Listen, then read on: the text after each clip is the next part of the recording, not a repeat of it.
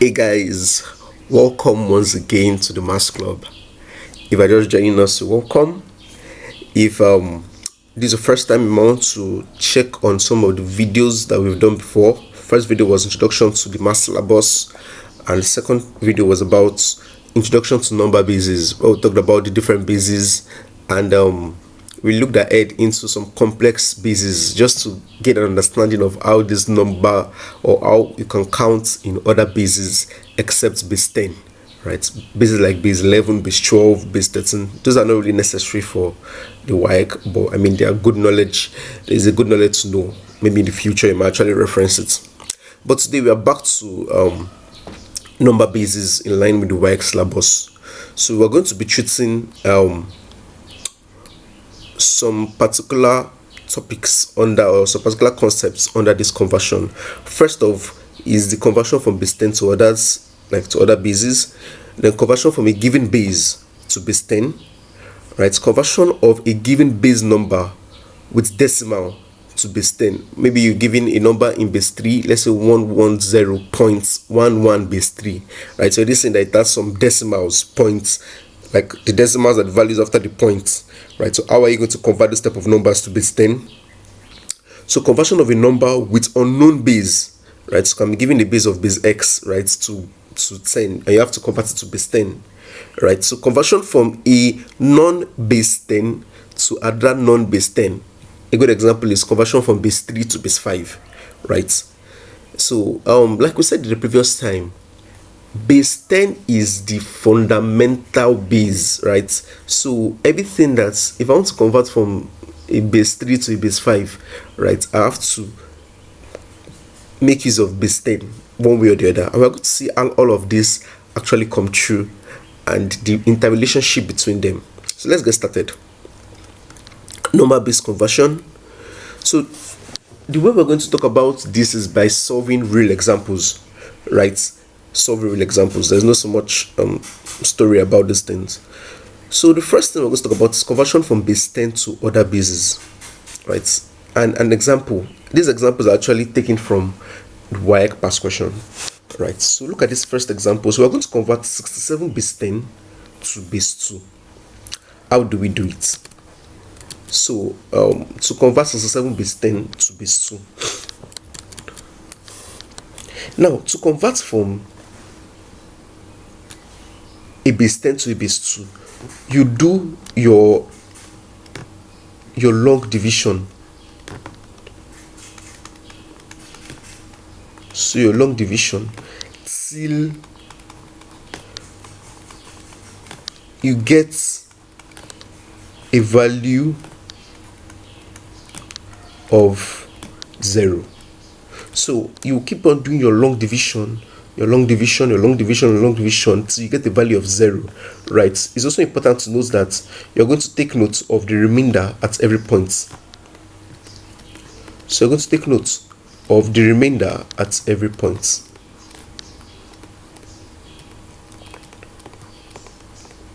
Great. So our example was, we're told to convert 67 base 10 to base 2, right? So if I do the long division,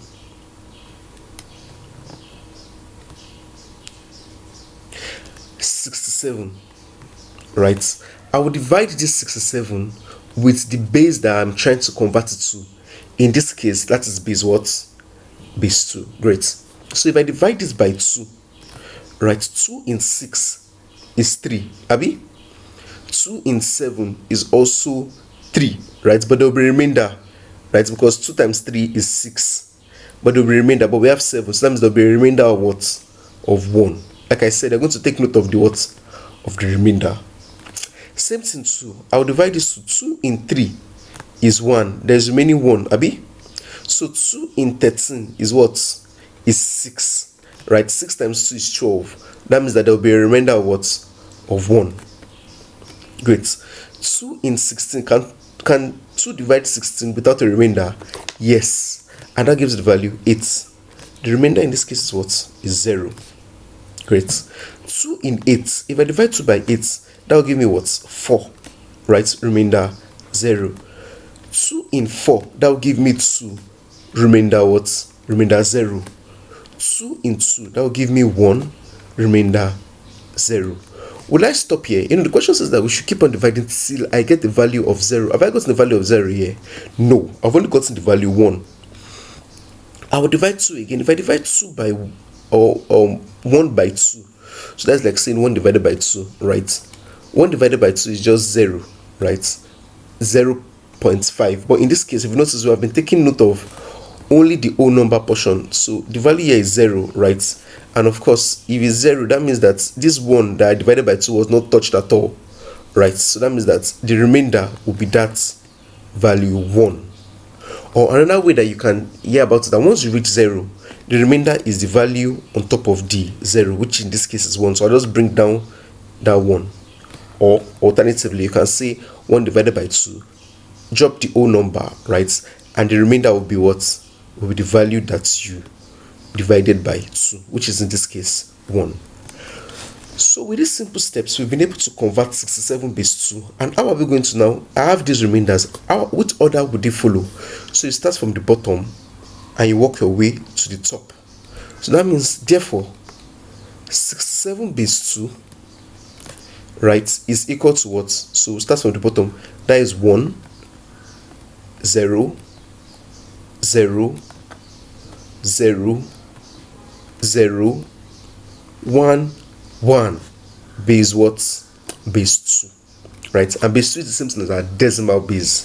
So, oh, sorry, this is a mistake. So it's not 67 base 2. This is 67 base 10. Let me see if I can be able to clean it. Yes, I should be able to clean it.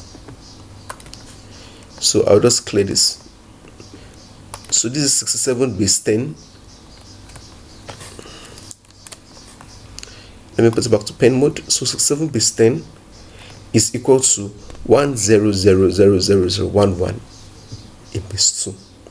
So this is how you have a number, a base 10 number, and you convert it to base 2. So if I were to convert to base 3, I'll be dividing by 3. So it will be 3, 3, 3 that you'll be seeing here, and I'll be taking note of the remainders. It just follows that exact step.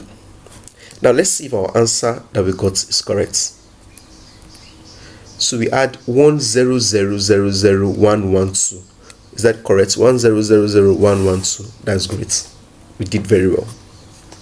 Now, as you can see, the next question now is telling us that we should convert 592 base 10 to base 8.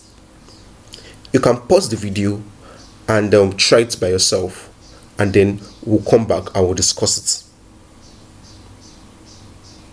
Hey, welcome back. So I believe that you were able to pause the video and try it out.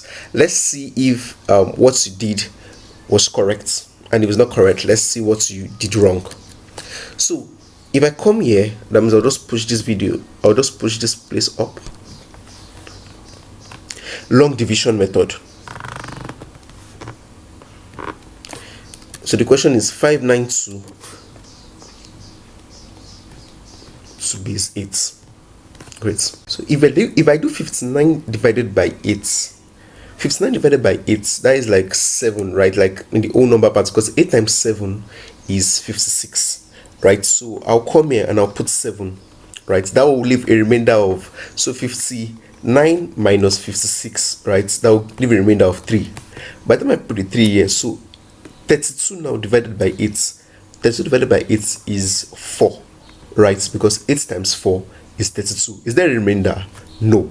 And if you take out your calculator, right, and you do 74 multiplied by 8, you see that you have 592. So that means there is no remainder. The remainder is what? Is 0 in this case. Great. Now I will divide 74 by 8. If I divide 74 by 8, what would that give me? Yeah, so the nearest thing to 78 is actually 72, right? Yes, so it's actually 72. By the time I put 72 here, right, but I'm looking for, I'm trying to divide 74 by 8, but 8 times 9 is equal to 72, but I have 74 here. So if I do 74 minus 72, that means that I have a remainder of 2, right? So this is 9 remainder 2, right? If I divide this 9 by 8, I'm going to have 1, right? Because 8 can only go once in 9. Of course, there will be remainder what? Remainder 1. Spot on. If I divide this 1 by 8, of course, it's going to give me what? 0. Just like in the previous example, right?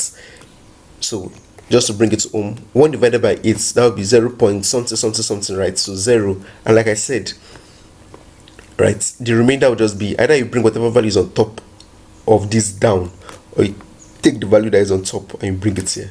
That's what that matters. So we'll go from the bottom to the top, right? So therefore 592 in base 10 is equal to what?